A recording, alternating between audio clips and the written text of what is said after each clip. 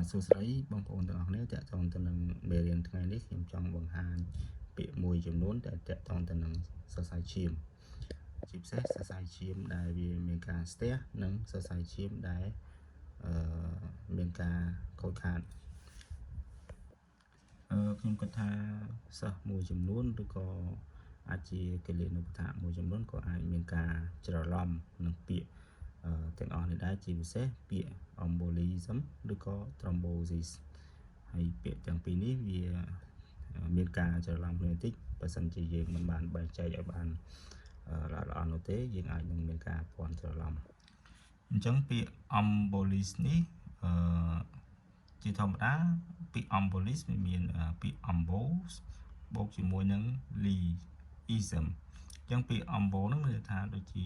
ការធ្វើដំណើរហើយ lism ហ្នឹងគឺថាស្ថានភាពអញ្ចឹង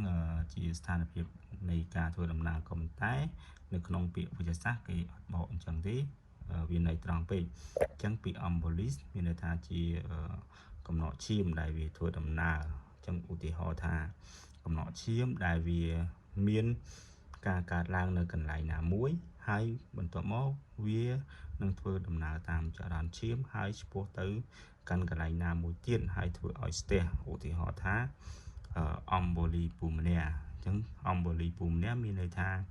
ជាការស្ទះនៅសរសៃឈាមនៅសួតអញ្ចឹងមូលហេតុនៃការស្ទះសរសៃឈាមនៅសួតបណ្ដាលមកពីកំណកឈាមនៅកន្លែងណាមួយឧទាហរណ៍ជាកំណកឈាមដែលបានមកពីការទទះដែលយើងចាក់សេរ៉ូមហ្នឹងវាអាចមានកំណកឈាមទៅវាបន្ទាប់មកវានឹងធ្វើដំណើរតាមចរន្តឈាមហើយក៏ស្ទះនៅសរសៃឈាមនៅកន្លែងសួតហ្នឹងតែម្ដងអញ្ចឹងមានន័យថា embolie មានន័យថាជាកំណកឈាមដែលធ្វើដំណើរដែលកើតឡើងហើយវាធ្វើដំណើរទៅស្ទះនៅកន្លែងមួយទៀតអញ្ចឹងកន្លែងនេះវាយើងអាច note តិចទៅវាកើតហើយបន្តទៅកន្លែងមួយទៀត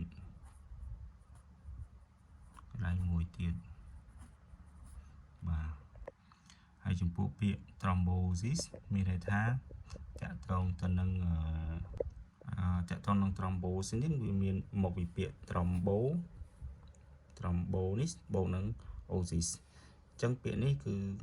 thrombo គឺជាពាក្យ prefix ហើយនឹង osis នេះជាពាក្យ suffix អញ្ចឹង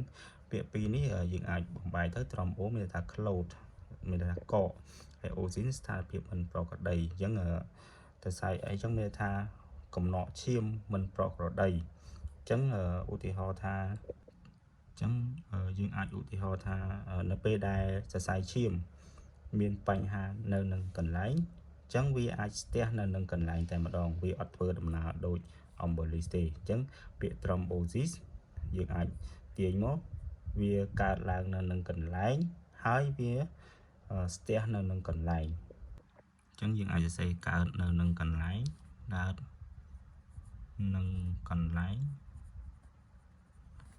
ហើយ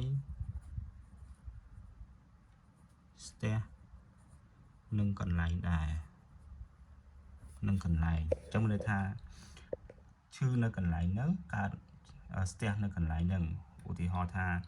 atherosclerosis អញ្ចឹងតកតងនឹងជំងឺសរសៃឈាម atherosclerosis អញ្ចឹងមានន័យថាតកតងនឹងសរសៃឈាមដែលមានបញ្ហានៅកន្លែងសរសៃឈាមហ្នឹងហើយក៏វាមានបញ្ហានៅកន្លែងសរសៃឈាមហ្នឹងដូចគ្នាផងដែរ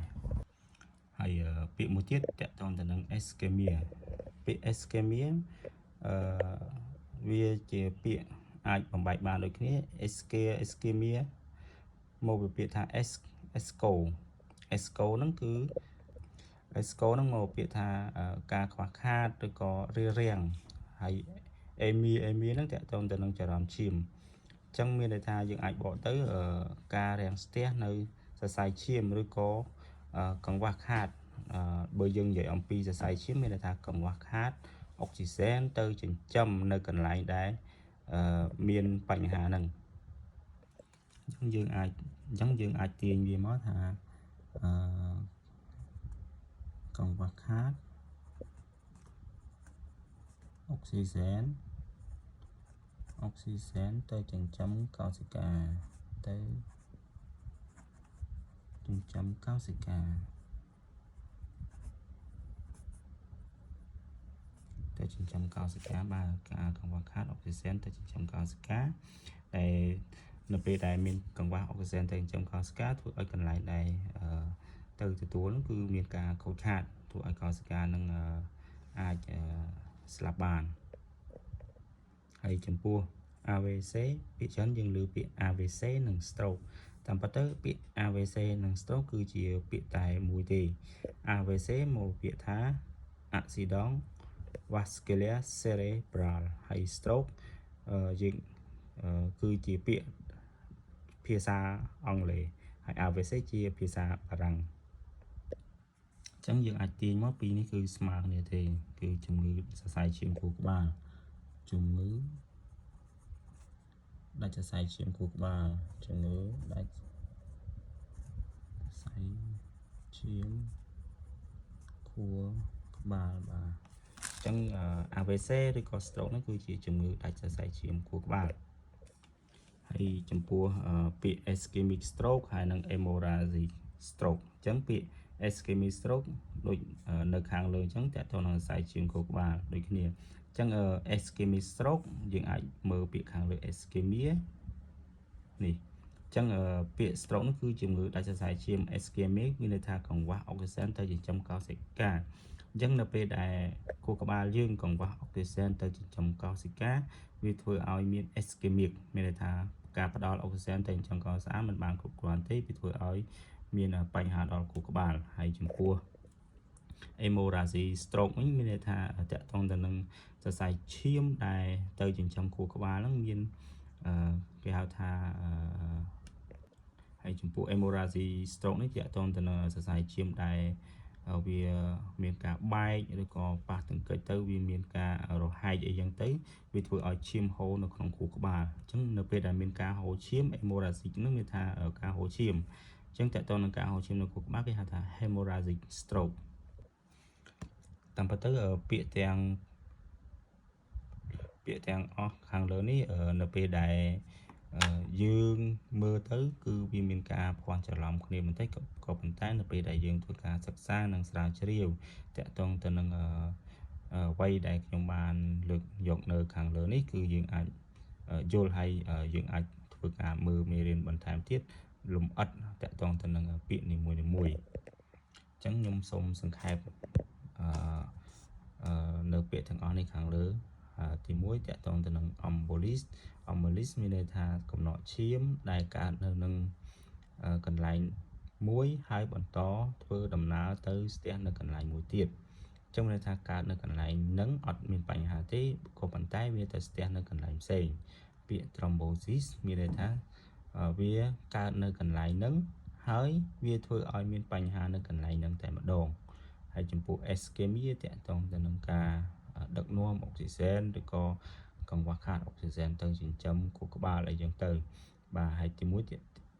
តតាក់ទងទៅនឹង AVC ហើយនិង stroke AVC គឺជាពាក្យកាត់របស់ accident vascular cerebral ជាពាក្យភាសាបារាំងហើយពាក្យ stroke គឺជាភាសាអង់គ្លេសហើយយើងអាចបកទៅជាជំងឺសរសៃឈាមខួរក្បាលបាទហើយចំពោះ ischemic stroke គឺជាជំងឺដាច់សរសៃឈាមខួរក្បាលបណ្ដាលមកពីកង្វះអុកស៊ីសែនទៅចិញ្ចឹមខួរក្បាលនឹងឯងដែលយើងហៅថា ischemic ហើយមួយទៀតតកតងទៅនឹង hemorrhagic stroke ហ្នឹងគឺតកតងទៅនឹងការបែកឬក៏មានបញ្ហាទៅលើសរសៃឈាមដែលធ្វើឲ្យមានការហូរឈាមនៅក្នុងខួរក្បាលរបស់គាត់ដែលធ្វើឲ្យមាន hemorrhagic stroke ហ្នឹងបាទសូមអរគុណ